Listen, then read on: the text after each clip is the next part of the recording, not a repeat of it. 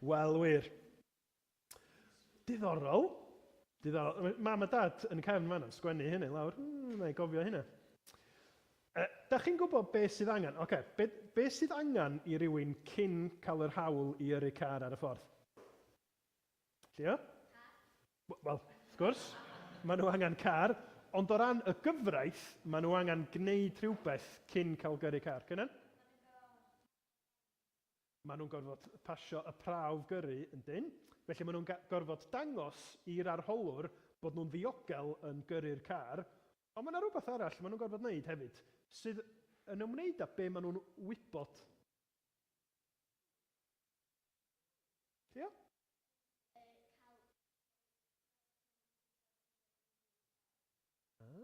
Da iawn. Maen nhw'n gorfod dangos, mae yna brawf i ddangos bod nhw'n gwybod rheolau'r ffordd fawr. Felly, nid yn unig maen nhw'n gallu gyrru'r car yn ddiogel, ond maen nhw'n gwybod beth yw'r rheola y mae pawb yn y wlad yn gorfod i dilyn i wneud yn siŵr bod pawb yn ddiogel a ddim yn mynd ar draws y gilydd. Wel, dwi'n gwybod bod chi ddim yn gyrru ceir eto, ond dwi'n mynd i roi blas bach i chi o'r prawf, iawn? Dwi'n mynd i ddangos arwyddion i chi, a dwi eisiau i chi ddyfalu be mae'r arwyddion yna yn ei ddeud, iawn? Ydych chi'n barod? Am yr arwydd cyntaf. Beca, ti'n gwybod be mae'r arwydd yna yn ei ddweud? Be ti'n meddwl? Da iawn. Mae'r arwydd yna yn deud bod yna bobl yn gwneud gwaith ar y ffordd. Felly siŵr o fod bod yna lot o côns, ella bod yna oleuadau traffig o'n blaenau ni. Mae'n edrach fel bod o'n rhybydd bod yna ddyn hefo ambarel fawr o'n blaenau ni. Ond dim hwnna ydi o. Da iawn chi. Nesa. Anna. Motorbikes a ceir yn cael bod yna? Neu ddim yn cael bod yna?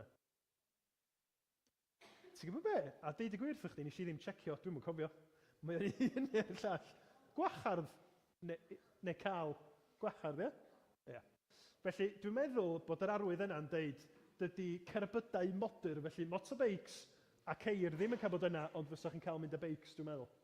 Neu, mae'n edrach fel rhybydd motorbikes yn hedfan, dydy. Ond dim dyna, dio. Mae'n bwysig bod ni'n gwybod. Neu fysach chi'n meddwl, be? Pam bod yna motorbikes yn hedfan uwch ben ceir yn Bangor? Na. Yr un ola.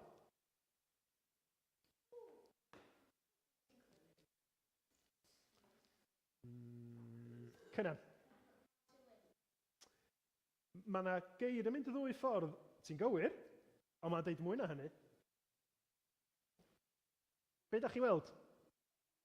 Lle chi, be ti weld yn y llun? Ti'n gallu mynd ddwy ffordd, ond mae yna rhywun yn cael mynd gynta. Cio?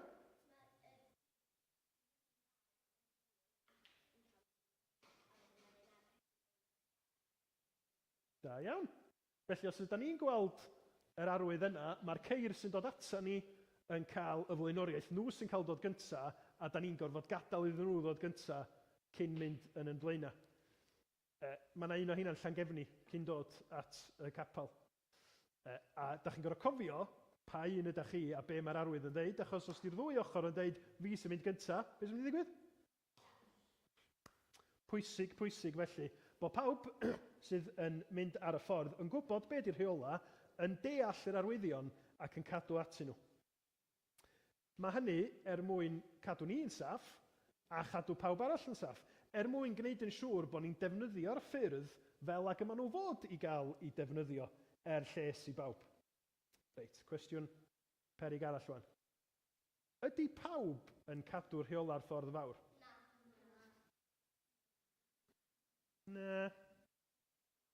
Os o rywun, da chi'n meddwl, wedi llwyddo i gadw rheola'r ffordd fawr? Na? Be? Sy'n eisiau enwi pobl sydd yn torri? Ti'n gwybod beth yw'r stori? Gei di weld beth yw'r stori, munud. Dwi'n siŵr bod chi'n iawn, mae unrhyw un ohono ni sydd wedi bod yn dreifio neu yn defnyddio'r ffyrdd am amser hir, siŵr o fod wedi torri'r rheola rhywsut. Ella bod ni wedi mynd yn rhy gyflym pan doeddwn ni'n fod i. Ella bod ni wedi mynd lawr ffordd ac oedd y ffordd yna ddim i fod ar agor. Lot o bethau gwahanol. Be am rheola Duw i ni? Os na rwy'n wedi cadw rheola Duw i gyd?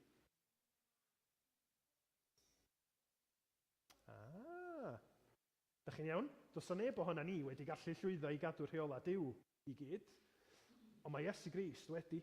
A Iesu Grist, mae'r Beibl yn deud, ydy'r brenin sydd wedi dod. Nid yn unig i'n dysgu ni, ond i dalu'r pris yn lle ni pan da ni wedi gwneud pethau o'i le ar y groes, ac yna caniatáu i ni fod yn ddisgyblion iddo fo wrth i ni drystio'n be mae o wedi wneud drosto ni. Mae gen i un adnod bach wrth i ni gloi. Mae hon yn adnod ddigwyddodd pan nath Iesu Grist fynd fyny'r mynydd ac maen nhw'n gweld o yn ddisglair fel y brenin rhyfeddol ac ydi o. Oedd chydig bach o ddisgyblion hefo fo, a dyma nhw'n gweld o yn ddisglair hefo pobl eraill o'r Hen Testament, a mae yna lais yn dod o'r nefoedd. Llais pwy oedd o, dych chi'n meddwl? Llais Duw y Tad. A dyma be nath y Duw ddeud wrth y disgyblion oedd yn newydd weld Iesu Grist yn disgleirio'n llachar. Fy mab i ydy hwn, yr un dwi wedi ddewis, gwrandwch arno. Felly ni, pan ydyn ni'n trio cadw rheola a gair Duw, da ni'n gorfod trystio'n Iesu Grist a gwrando arno fo, achos na fod i'r unig un sydd wedi cadw'r rheola i gyd. Wan yn y gwasanaeth heddiw, fyddwn ni'n clywed am y frenin Duw sydd yn trio cadw rheola a sut mae hynna'n gweithio allan. Ond y peth bwysig i ni ydy bod ni yn gwybod bod na reola yng ngair Duw, ond bod ni'n dod at Iesu Grist mwyn byw yn trystio yn fo ac yn trystio'n be mae o wedi wneud drosto ni. Yr un sydd wedi cael ei ddewis gan Dduw yn brenin a'r un sydd wedi dod i'n hachub ni. Diolch i chi. Gewch chi fynd i ista i lawr, a wedyn yn ystod yr emyn nesaf, gewch chi fynd trwodd i'r ysgol Sul, ie? Da ni yn mynd i ganu emyn gan John Hughes Pont Roberts rwan.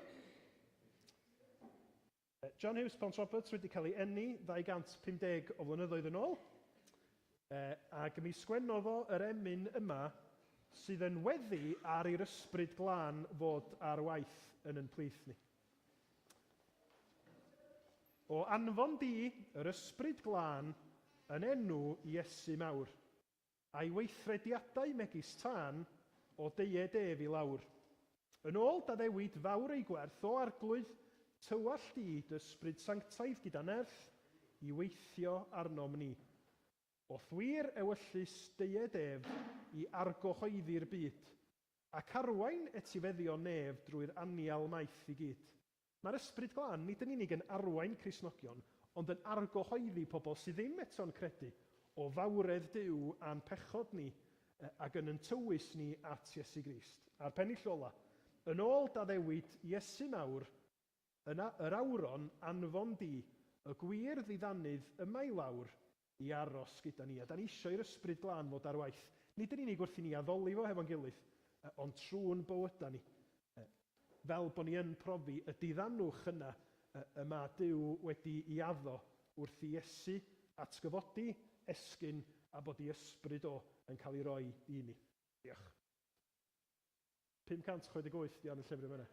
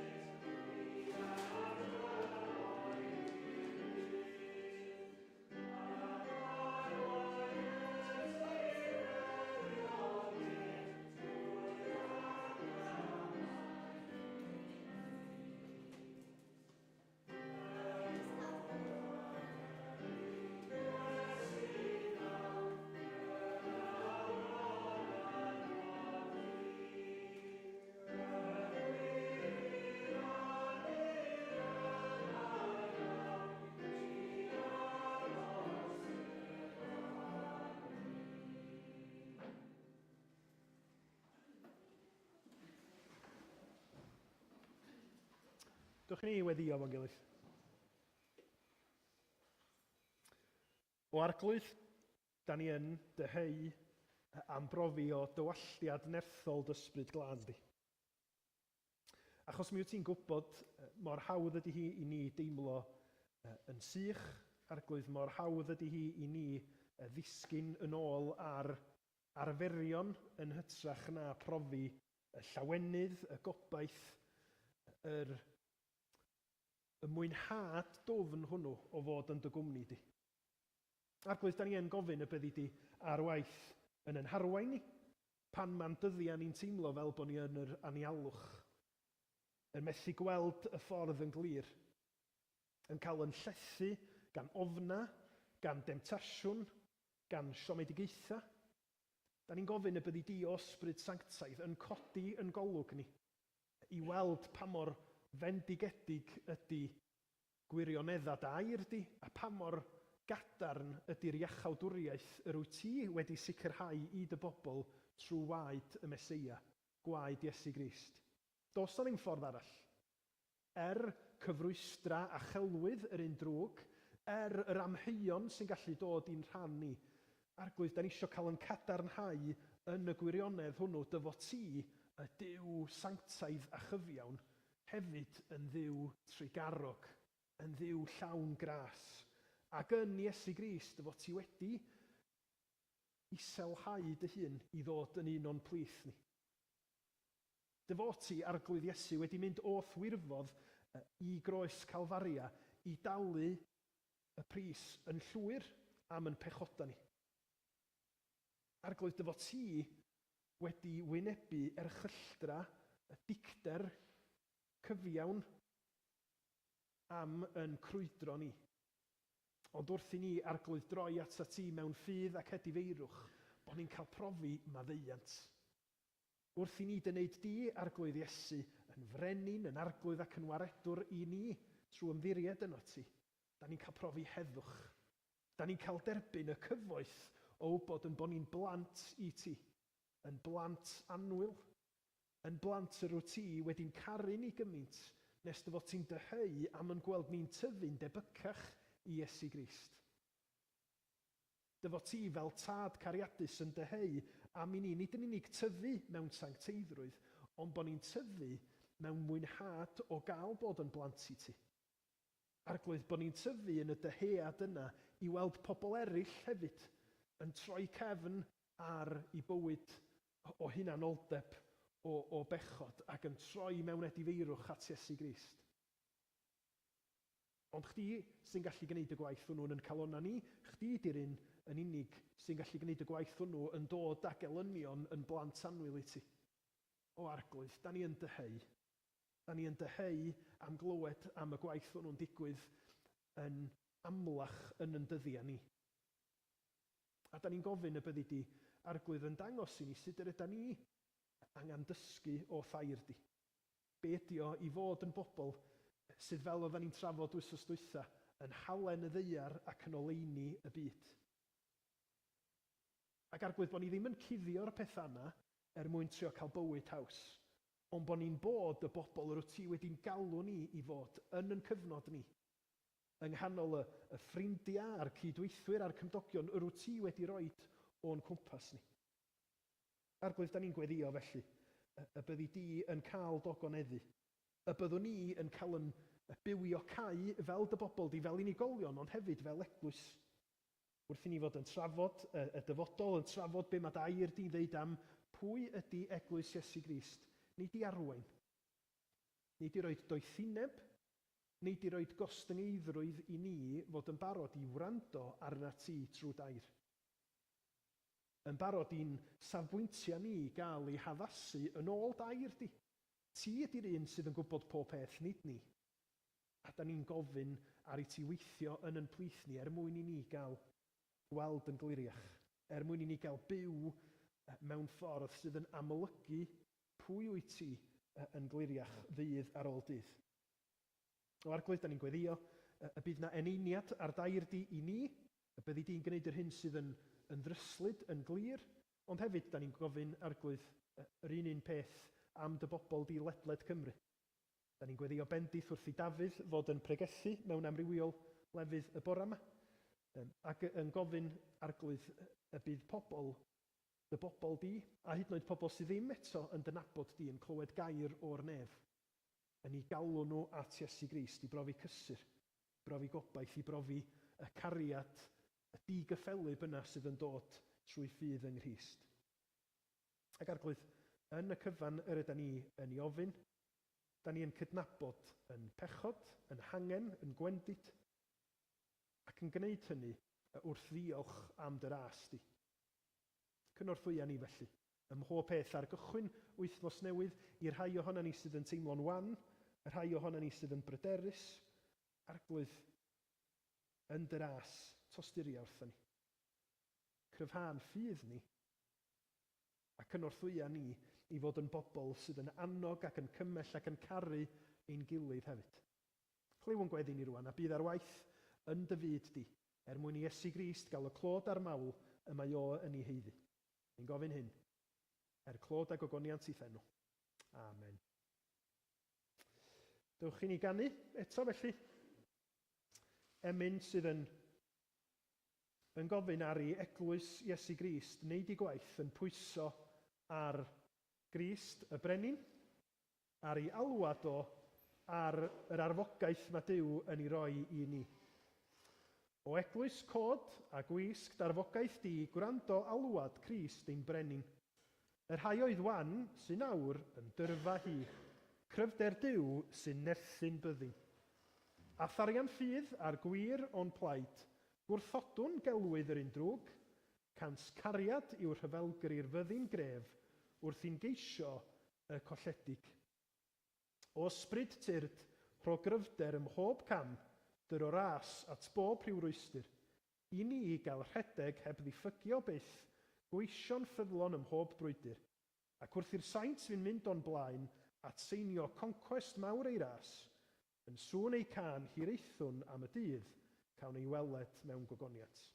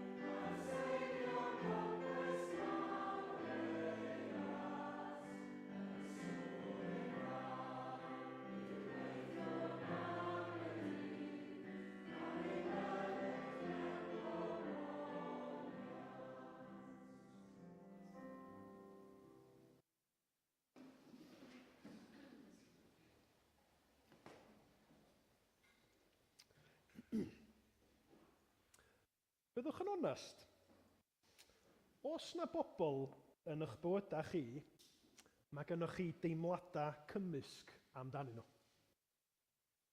Fel o'n i'n deud wrth y plant, ddim eisiau chi enwi nhw rwan, ond dwi'n siŵr bod gynnon ni gyd yn does y bobl yna, da ni'n gwerthfawrogi yn fawr rhai rhannau o pwy ydyn nhw, rhai rhannau o'i hymwneud nhw hefo ni, ellai i heilioni nhw, neu parodrwydd nhw i'n helpu ni, yr ysbrydoliaeth maen nhw yn ei roi i ni pan maen nhw yn defnyddio'r doniau sgannyn nhw, ond ar yr un pryd, mae yna elfennau eraill o'i cymeriad nhw sy'n anymunol. Lle bod chi'n gwybod bod nhw'n bobl sydd yn siarad tu ôl i gefn pobl eraill. Bod yna gyfnodau lle mae hunanoldeb nhw yn amlwg iawn yn y ffordd maen nhw'n trin pobl. Ella bod nhw'n rei sydd yn barod iawn i wneud yn fach o bobl eraill, sydd ddim yn llwyddo achos maen nhw'n meddwl bod nhw wedi gwneud yn well na nhw. Mae hynny'n mynd i fod yn wir i bawb ohono ni, oherwydd mae pobl yn gymysg. Y gwir ydy, nad ydy bywyd ddim mor syml a mae ffilmiau yn ei awgrymu. Mae ffilmiau yn aml yn yna bobl ddrwg, mae yna bobl dda, a mae'r bobl dda yn ennill, a bobl sydd yn disgyn mewn cariad i gyd yn cael ei glymu yn daclus mewn 90 munud. Ond mae profiad bywyd a'r Beibl yn dysgu ni na nid dyna reality go iawn. Da ni'n byw mewn byd syrthiedig. Mae yna ddaioni a drygioni, rhinweddau a phethau mewn pobl sy'n gwneud i ni feddwl dwi'n isio bod yn eu cwmni nhw.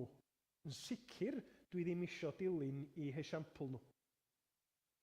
O'n i'n deud, mae profiad bywyd yn dangos hynny ni, ond mae'r Beibl yn dangos hynny yn glir i ni hefyd. Yn enwedig pan ydym ni yn edrych ar frenhinoedd Israel fel y byddwn ni yn ei wneud heddiw. Ac yn benodol, wrth i ni edrach heddiw ar ddiwedd teyrnasiad un brenin, y brenin Dafydd, a sefydlu brenhiniaeth i fab o Solomon. Wrth i ni edrach ar gychwyn yr ail benod, y pennawd os liciwch chi, beth sydd yn digwydd yn fama, achos dwi'n siŵr ella bod yna rhain a chi wedi meddwl hynny'n gwrando ar y darlleniad, be'n union sydd yn digwydd yn fama, mae yna drosglwyddo yr awena yn does. Mae Dafydd ar fin marw ac yn wir mae o yn marw yn ein darlleniad ni, a mae o'n rhoi siars wrth basio yr awena yn ffurfiol ymlaen i Solomon i fab o i deyrnasu. A mae'r benod gyfa, fel tasa hi'n pwysleisio i ni, mae gorsedd Solomon yn cael ei sefydlu. Adnod 12, sicrhawyd brenhiniaeth Solomon yn gadarn, a reit ar ddiwedd y benod, da ni yn cael yr un peth yn cael ei adleisio. Sicrhawyd y frenhiniaeth yn llaw Solomon. Felly, yn syml ac yn arwynebol, mae cynllun Duw yn cael ei gyflawni. Mae'r symudiad o Dafydd i Solomon wedi cael ei wireddu ac mae pethau mewn lle. Ond i pethau byth mor syml a hynny ydy. Yn ein bywyd ni, hyd yn oed fel Cristnogion pan da ni'n credu ym mrenhiniaeth Iesu Grist, mae'n profiad ni o ddilyn Crist yn ddryslyd, yn llawn o fyny a lawr, ac yn llawn o brofiadau lle da ni'n aml yn mynd i fod yn ansicr be mae Duw yn ei wneud rwan.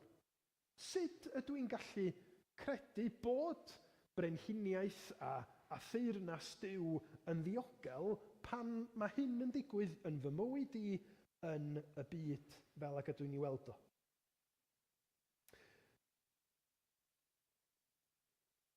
Da ni'n mynd i edrach ar yr adnodau o 1 i 12. A da ni'n mynd i ystyried beth sydd yn digwydd a be di'r gwersi i ni. A da chi'n gwybod weithiau pan da chi'n darllen y Beibl, a da chi'n meddwl, dwi'n gwybod beth sy'n digwydd yn fanna, dwi jyst ddim yn hollol sicr be di'r wers i fi. Wel, na i fod yn onest efo chi, felly dwi wedi bod tra mwyaf wrthos yma. Yn darllen yr adran yma ac yn meddwl, mae gennau syniad beth sy'n digwydd, ond be di'r neges i ni? Dwi'n gobeithio y bydd y bregaeth yn help i chi achos mae wedi cymryd dipyn o amser i fi feddwl, dwi'n meddwl bod na wersi pwysig i ni yn fama. Rwy'ch chi ni ddechrau efo'r peth hawsa, ella, a'r peth cliria, y cyfarwyddyd mae Dafydd yn ei roed i'w fab. A mae o'n gyngor i bob Cristion, dydy, pob un sydd yn was i'r arglwydd. Sut ydyn ni isio byw yn bywyd? Sut y dylia ni fod yn byw yn bywyd? Dyma be mae Dafydd yn ei ddeud. Yr wyf ar fynd i ffordd yr holl ddeiar, am hynny ymnertha a bydd yn ddyn. Adnod 2 a 3 di hein. Cadw ofynion yr arglwydd dy Dduw, gan rodio yn ei ffyrdd, ac i fyddhau i'w ddeddfau, ei orchmynion, ei farnedigaethau a'i dystiolaethau, fel yr ysgrifennwyd hwy yng nghyfraith Moses. Yna, fel lwyddi ym mhob peth a wneu, ym lle bynnag y byddi'n troi, ac fe gyflawna'r arglwydd ei air a ddawodd wrthyf pan ddywedodd.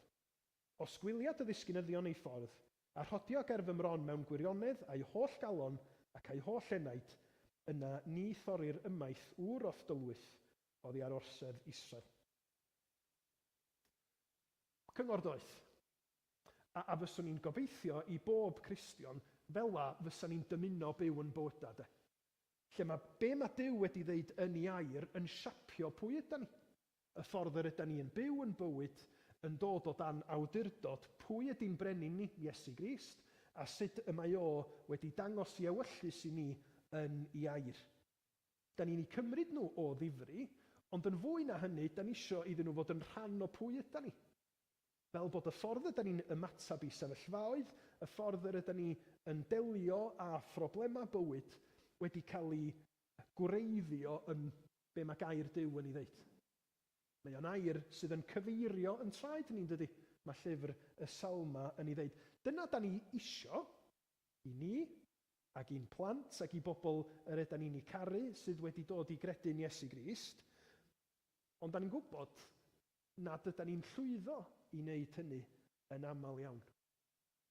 A hefyd, da ni'n ymwybodol yn y geiriau yma, fel ac yma nhw yn cael ei adlewyrchu trwy gydol y Beibl, bod na densiwn yn nhw hefyd yn does.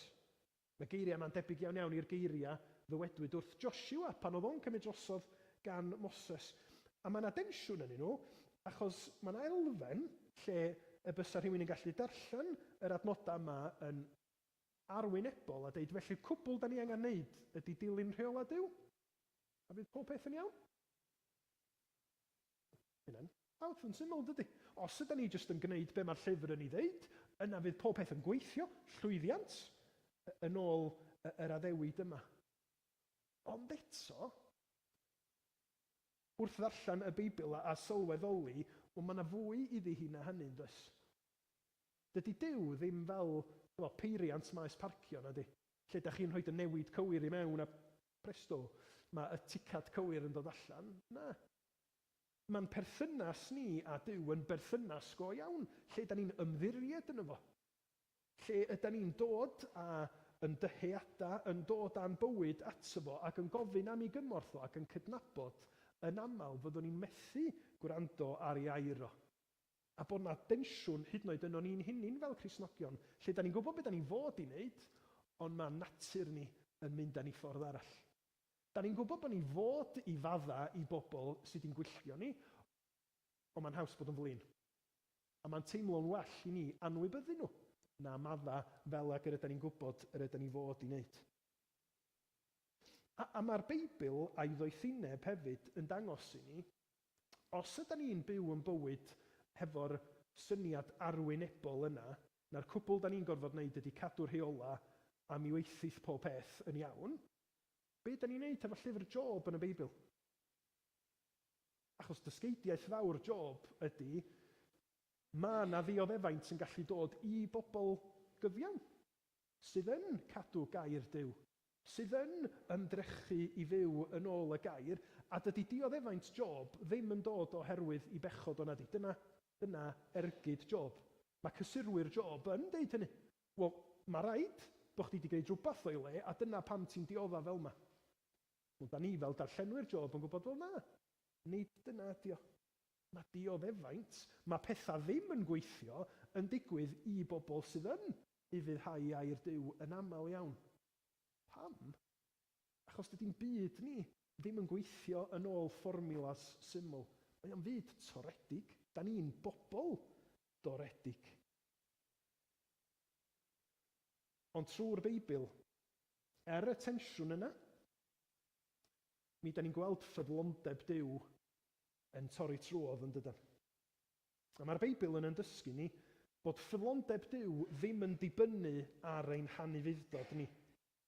Felly pan ydyn ni'n derbyn bendithion Duw, da ni'n gorfod sylweddoli na trwy ras mae heini'n dod i ni, nid gwobr ydyn nhw am i ni wneud y pethau cywir hynny. Ond ar yr un pryd, dyliau ni chwaith ddim meddwl y gallwn ni fwynhau bendithion Duw wrth i ni fyw bywyd sydd bynnag ydyn ni isio.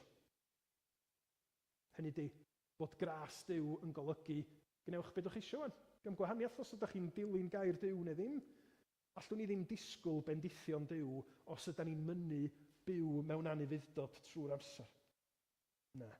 Mae derbyn gras Duw wrth dderbyn Iesu Grist yn golygu bod yn calon ni'n cael y newid a bod ni isio byw yn ôl gair Duw. Pam? Achos da ni'n nabod yr un sydd i'r rhoi y ddeddf. Da ni'n nabod y brenin a da ni'n ei garu fo, ac felly mae ufuddod i'r Cristion yn fwy na just broses mecanyddol o tick box, well mi wneud hynna, well mi wneud hynna, well mi wneud hynna.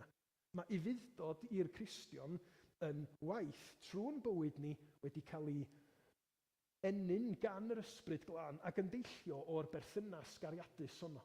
Lle da ni i ddechrau wedi derbyn cariad rhyfeddol Duw yn Iesu Grist, ac mewn ymatab da ni'n ei garu fo yn ôl ac yn caru yn cymdogion trwy gadw ei air o. Ond mae honno'n mynd i fod yn broses fyny a lawr, yn broses lle da ni'n gorfod syrthio ar yn bai, edifarhau a pwyso ar as Duw yn Iesu Grist ddydd ar ôl dydd. Felly, dyna'r rhan o'r darlleniad lle da ni'n gweld Dafydd fel esiampl ynde. Ie, mae hwnna yn gyngor doeth. Dyna fasa ni fel pobl Dduw yn ddeud wrth bobl eraill. Ond, yn adnod 5, mae yna switch yn digwydd does. Mae yna newid cywair rhyfedd yn digwydd. Achos lle ydyn ni'n deud, wel ia, ydyn ni'n edmygu ac yn parchu y brenin Dafydd yn adnod 1 i 4, adnod 5 ymlaen? Be ydych chi'n meddwl? Ydy Dafydd yn esiampl dda yn fanno? Gai jyst roed yr penawdau i chi o be mae o'n orchymyn. Adnod 5. Hitlist sgynno fo ynde? Joab fab Serfia. Solomon delia fo hwnna. Mae o'n dodgy. Eisiau ti gael gwarad o'n fo. Paid a gadael fo farw yn hen mewn heddwch. Adnod 8. Simei fab Gera. Mae o wedi'n melltithiau. Adnod 9. Paid a'i adael yn ddigosb. Par yw ben wyni ddisgyn mewn gwaed i'r bedd. Be da ni'n neud efo'r adnodau yma? Ydyn ni yn gweld Dafydd yn esiampl o ddyn diwiol yn adnodau 1 i 4 ac adnodau 5 i 9, mae o jyst yn dilyn i natur, yn unioni hen sgors, yn cael y cyfle o jyst cyn iddo fo farw i wneud siŵr bod ei elynion o wedi cael dial arnyn nhw.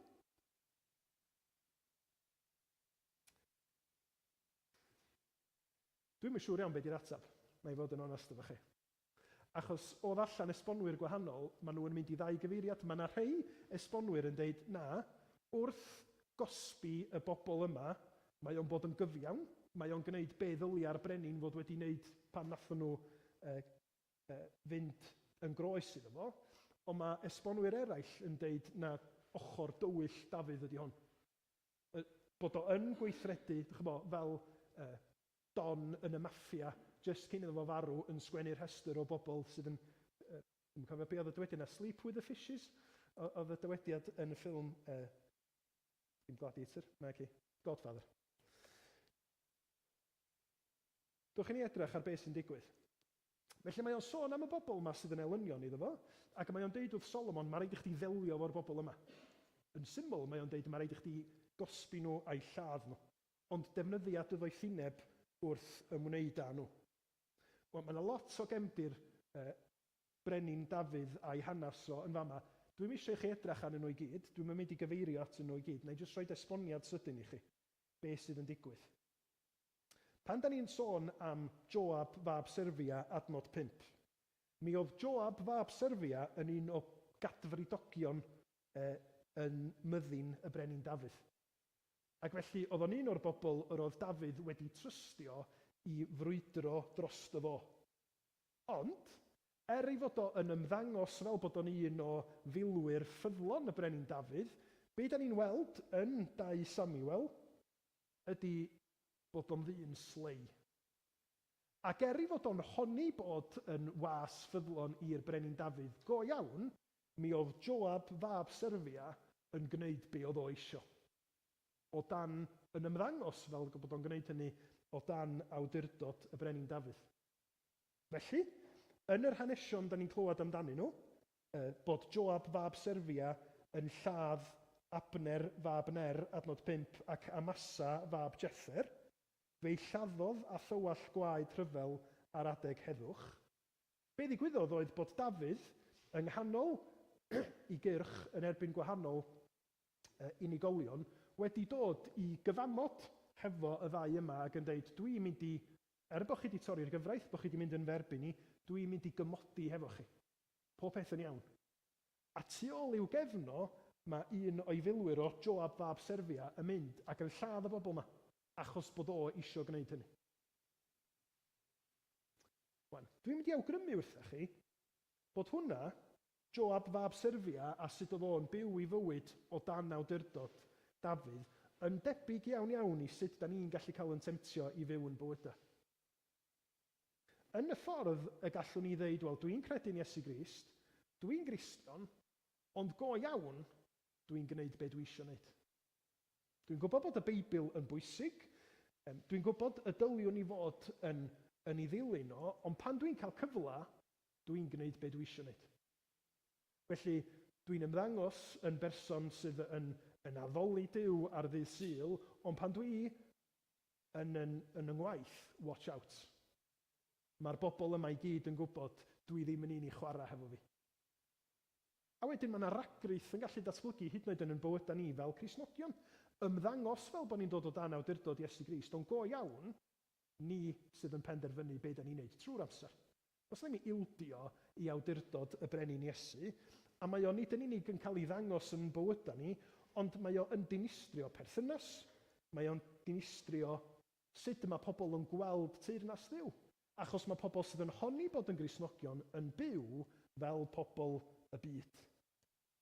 Mae o'n demtasiwn i bawb ohona ni. Pam? Mwyn i ni gael bywyd braf.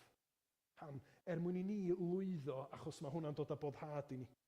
Ond mae'n iawn i mi edrych ar y ffilmiau yma achos mae pawb arall yn edrych arno fo. Fyddai'n teimlo left out os na fyddai. Ond mae Cristion sydd yn ildio i frenhiniaeth Iesu go iawn yn gorfod deud mae mywyd i gyd yn dod o dan awdurdod Iesu Grist. Nid dim ond yr hana dwi'n fodlon rannu hefo fo. Os mae fo ydy'r brenin, yna fi ydy'r gwas. Fi ydy'r un sydd yn gwrando ar be mae o'n ddeud, a fyw i mi feddwl y cael get away hefo gwneud be dwi'n licio. Achos yn achos Joab fab Serfia, mae pethau'n dal fyny hefo fo yn y diwedd. Ydyn ni fel e? Ydych chi'n ymddangos fel Cristion da weithiau, ond ydych chi'n gwybod go iawn, mae yna rhywbeth dyfn yna chi sydd yn gwneud i chi wneud y pethau yna sydd yn gwbl groes i be mae'r Efengil yn galw ni i wneud. Ac yn rwla, mae'r celwydd wedi gwreiddio yna ni. Mae'n iawn, sa'n neb gwybod. Dwi'n gallu cael get away efo hyn. Edrych am Judas. Un o 12 ffrind agosa Iesu. Oedd yn un o'r criw, treulio blynyddoedd yn dilyn Iesu, ac i bobl ar y tu allan, oedd Judas yn un o disgyblion. Ond mae'r gair yn deud wrthyn ni nad oedd calon Judas hefo'r arglwydd Iesu nad oedd. Mab colledigaeth oedd o. Yn hytrach na gwneud yr hyn oedd yn iawn achos bod o'n caru Iesu Grist, oedd o'n dwyn arian achos na lleidr oedd o. Ac felly, wrth i ni ddarllen am Joab fab Serfia, dwi'n meddwl bod o'n briodol i ni edrych ar yn calon yn hunain, edrych ar yn bywyd yn hunain, a meddwl, ydyn ni'n meddwl bod ni'n gallu twyllo Duw? Ydyn ni'n gallu twyllo yr arglwydd Iesu Grist? Da ni ddim. A mae Iesu yn y bregaeth ar y mynydd yn deud hynny yn un rhai o'r adnodau mwyaf ysgytwol yn y Testament Newydd. Iesu'n deud yn Mathew 7, nid pawb sy'n dweud wrthyf arglwydd, fydd yn mynd mewn i deyrnas nefoedd. Ond y sawl sy'n gwneud ewyllus fy nhad, yr hwn sydd yn y nefoedd. Bydd llawer yn dweud wrthyf yn y dydd hwnnw, arglwydd, ond i fi am yn proffwydo yn denw di, ac yn denw di yn bwrw allan gythreiliaid, ac yn denw di yn cyflawni gwirthiau lawer. Ac yna dywedaf wrthynt yn ei hwynebau, nid adna bym erioed mohonoch. Ewch ymaith oddi wrthyf chwi ddrwg gweithredwyr. Felly mae gennym ni esiampl Joab, fab Serfia, sydd yn ymddangos fel bod o yn ifydd i'r brenin, ond dio ddim. A mae o ym Mhenod 2 yn wynebu cosb am yr hyn mae o wedi wneud, yn marw. Yna, yn adnod 8, mae gennym ni esiampl arall, Simei fab Gera. A mae hwn, be bynnag arall ddudwch chi amdano fo, o leia mae o'n fwy gonast. Achos oedd o wedi dangos yn glir i'r brenin Dafydd bod o'n ei gasau o'r cychwyn cyntaf. Mae'r hanes i'w gael amdano fo yn 2 Samuel 16. Mae brenin Dafydd bryd hynny yn dianc, pan mae yna un o'i feibion o'n trio i ddalo a concro y genedl, a mae Simei yn ei felltithio fo ac yn taflu cerig arno fo, achos mae o'n ei gasau o, felly mae o'n dangos i gasineb at y brenin Dafydd yn syth. Ond mae brenin Dafydd yn y fath wendid yn yr achlysur yna yn 2 Samuel 16, mae'n deud, na i ddim dy ladd di. Felly mae'r elyniaeth yna yn cael ei dangos, mae'n melltithio y brenin Dafydd, ond wedyn mae'n amser yn mynd, lle mae pethau'n ymddangos yn o lew. A mae Simnei hyd yn oed yn dod i Jerusalem. Ac mae o'n byw yn fanno am chydig bach, o dan y bygythiad, dos di allan o Jerusalem, a mi fydd y fyddin yn dyfaldi ac yn gweinyddu cyfiawnder arnoch chdi. Ac ymhellach ymlaen yn 1 Brenhinoedd 2, mae o'n gwneud hynny, mae o'n anghofio yr bygythiad sydd uwch i benno, mae o'n mynd allan a mae ynta hefyd yn marw. Ac mae yna bobl, does, yn cyfnod ni rwan, sydd yn chwerthin ar ben Iesu Grist. Sydd yn meddwl bod credu yn yr arglwydd Dduw, bod credu yn nghrôs ac atgyfodiad Iesu Grist yn joc, a mi a'n o ddeud hynny yn hollol agored. Dyn nhw'n cuddio i gwrthwynebiad nhw, ac felly mae pob peth ohonyn nhw yn deud, stwffio Iesu Grist, stwffio Duw, dwi'n credu yn y fo anyway. Mae'r Beibl yn dysgu ni, dydyn nhw ddim yn mynd i osgoi cyfiawnder chwaith, dim mwy na'r bobl sydd yn trio twyllo. Hyd yn oed yr rhai sydd yn dweud pam ddylswn ni boeni am gyfiawnder, pam ddylswn ni boeni am uffen, dwi'n credu yno fo. Mae cyfiawnder yn mynd i ddod. Mae'r arglwydd Iesu yn mynd i farnu fel mae'r Testament Newydd yn deud wrthyn ni, a mae atgyfodiad o yn profi hynny. Cofiwch sut ydydodd Pedr yn Actau Pennod 10. Sôn am frenhiniaeth Iesu, ond cyfododd diwedd ar y trydydd dydd a pherydd o ddod yn weledig. Nid i'r holl bobl, ond i dystion oedd wedi'i rhagethol gan Dduw, sef i ni, y rhai am ein cydfwyta ac yn cydyfed ag ef, wedi ddo atgyfodi oddi wrth y meirw. Gorchmynodd i ni bregethu'r bobl a thystiolaethu, mae hwn yw'r un a benodwyd gan Dduw yn farnwr y byw ar meirw. I hwn y mae'r holl broffwydi'n tystio, y bydd pawb sy'n credu ynddo ef yn derbyn maddeuant pechodau trwy enw. Mae yna gymaint o bobl Felly bod yna rhain ni yn meddwl, diolch gwahaniaeth am hyn i gyd, diolch yn effeithio fi. Ond ewch ar rybydd y Beibl, mae'n effeithio ni gyd. Duw ydy'r brenin. Mae di penodi'r arglwydd Iesu i farnu, ac os ydym ni yn di-ystyru ac yn meddwl dwi'n glyfrach na Duw, mi fyddwn ni'n gorfod sefyll o'i flaen o i roi cyfri am pwy ydym ni. Mae yna ganlyniadau yn dod i'n gwrthryfel ni. Sawl un ohonoch chi sydd wedi cael eich dal mewn maes parcio? Dwi'n gwybod bod fi wedi. Da chi'n mynd yna, a da chi'n parcio eich car, a da chi'n mynd nôl at eich car, a da chi'n meddwl, pa mor hir fi eisiau meddwl? Mae'n iawn, dydi? Na neb o gwmpas na gaeth. A da chi'n meddwl bod chi wedi cael get away fo'i, tan i'r llythyr ddod. A da chi'n meddwl, oh no. A mae'r llythyr yn dangos i chi yr amser a registration eich car chi mewn llun, a da chi'n meddwl, dyna fo. Da ni'n gallu cuddio ddydd Dduw, neb o'na ni. Mae'r Beibl yn rhybuddio ni o hynny trwy'r amser. Lle allwn ni fynd i ddianc oddi wrtho fo? Mae'n gweld y cyfan. Ni'n cuddio pethau, allwn ni'n dianc oddi wrtho fo. Mae cyfiawnder Duw yn mynd i ddod i bawb ohono ni.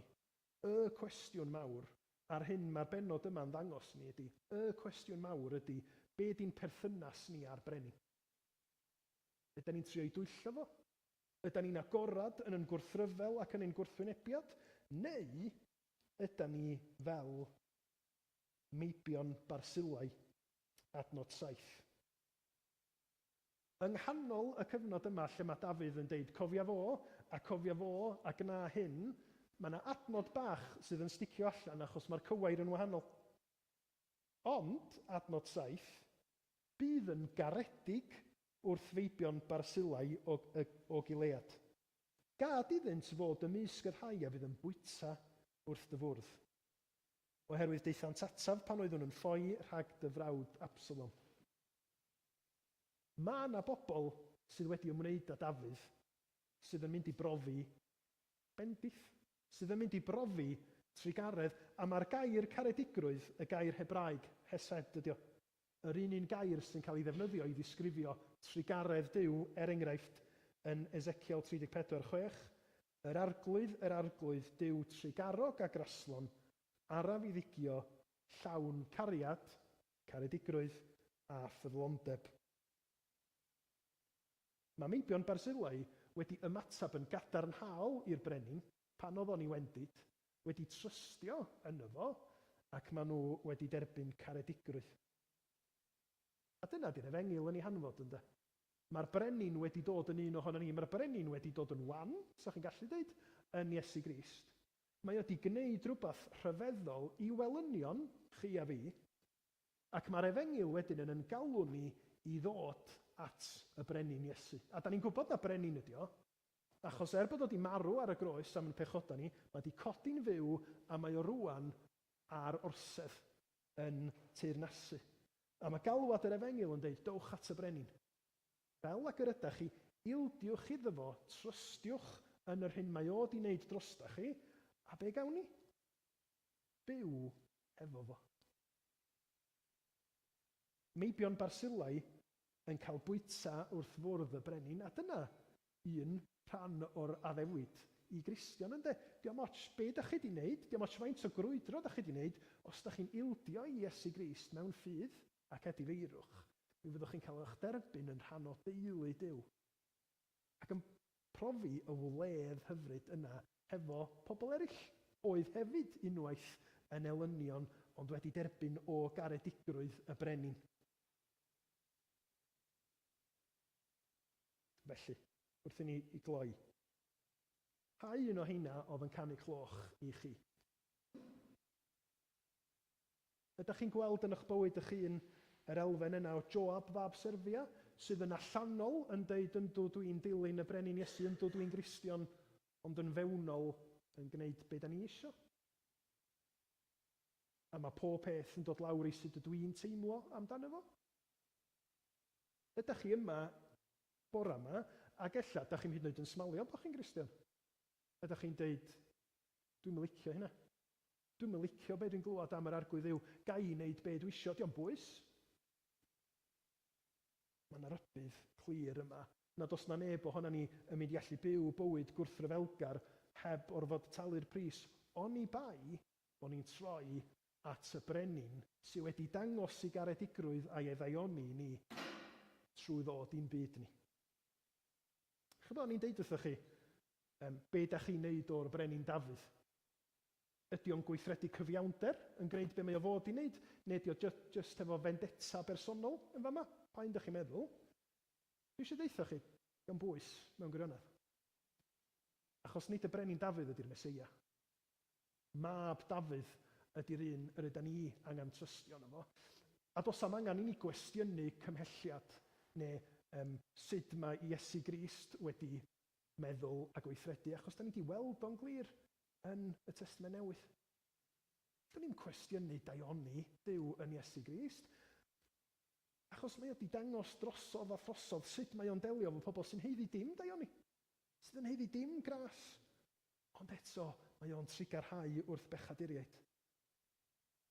Ac felly wrth i ni feddwl, nid yn gymaint am frenhiniaeth Dafydd neu Solomon, ond yn meddwl am frenhiniaeth Crist, dewch i ni fod yn weision sydd wrth yn bodda hefo'r brenin. Yn weision sydd yn gwybod yn gwendid ni, pan fyddwn ni'n methu cadw cyfraith Duw, mae o, Iesu Grist, y brenin, wedi chadw hi'n gyflawn drosom ni. Ac wrth i ni drystio yn y fod, da ni'n cael yn gwisgo a'i gyfiawnder o a'n derbyn at fwrdd y brenin am byth. Ac yn gwendid, y byddwn ni yn cael yn cymell i ddod yn ôl at fo, yn gofyn am faddeuant, yn syrthio ar yn bai, yn gwybod y bydd o'n un sydd yn derbyn ni. Nid achos bod ni'n heiddi hynny, achos bod o'n llawn caredigrwydd. Dewch i ni feddwl am yn bywyd yn hynny. Dewch i ni feddwl am fywyd y brenin a'r gwaredwr Iesu, a dod at fo i ymddiried a derbyn o'r wledd sydd ganddo fo i ni. Oherwydd, fel mae Paul yn deud yn Titus, a dwi'n gorffen yma hyn, ond pan amlygwyd daioni Duw ein gwaredwr a'i gariad tuag at bobl, fe'n hachubodd ni, nid ar sail unrhyw weithredoedd o gyfiawnder a wnaethom ni, ond o'i drigaredd ei hun. Fe'n hachubodd ni trwy olchiad yr ail enedigaeth ac adnewyddiad gan yr Ysbryd Glân, a dywalltodd ef arnom ni yn helaeth trwy Iesu Grist ein gwaredwr. Ei ddiben oedd ein cyfiawnhau trwy'i ras, ac mewn gobaith i'n gwneud yn etifeddion bywyd tragwyddol. Mwyn i enw. Amen. Dwch i ni ddod ar gwasanaeth i'w ddiwedd wrth i ni ganu am frenhiniaeth Iesu Grist. Saif brenhiniaeth fawr yr Iesu a'i gorseddfa'n fythol lan. Saif ei heddwch yn dragywydd, saif ei chysur byth a'i chan. Hedd, maddeiant, meddyginiaeth, iachawdwriaeth yn ddiagaid, gras sydd drwyddi yn teyrnasu, deddf yn gwednu yn y gwaed. A'r pennill sy'n dilyn. Diolch.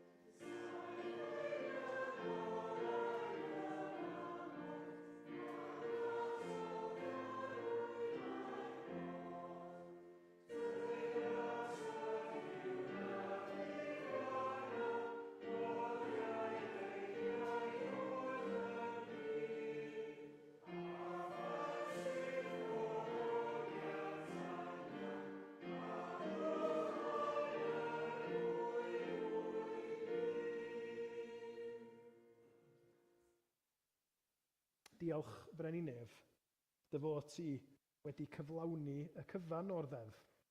Dy fod ti wedi dangos trigaredd rhyfeddol tuag ata ni, trwy gymryd y gosb drosom ni, trwy goncro marwolaeth ar yn rhan ni. Arglwydd boed i ni trwy ras, trwy ffydd brofi, hedd, maddeuant, meddyginiaeth. Yr iachawdwriaeth yr wyt ti trwy dy fab wedi sicrhau ni. A boed i ni brofi, a thyfu, a rhyfeddu am ras ein harglwydd Iesu Grist, a chariad Duw, a chymdeithas yr ysbryd glân. Da ni am i hynny aros gyda ni o'r awr hon hyd byth. Amen.